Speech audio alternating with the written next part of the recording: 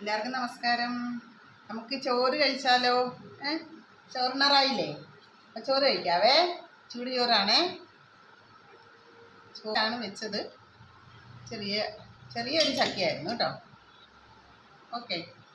പിന്നെ നമുക്ക് അയല വറുത്തതുണ്ട്. ഒരു അയല വറുത്തതുണ്ട്. പിന്നെ ഉണക്കച്ചെമ്മീൻ ചമ്മന്തി ഇടിച്ചിട്ടുണ്ടായിരുന്നു കേട്ടോ. അപ്പം അതും കൂടി ഒന്ന് വെച്ചേക്കാം. ഉണക്കച്ചെമ്മീൻ ചമ്മന്തി ഇടിച്ചതാണേ. ഓക്കെ. പിന്നെ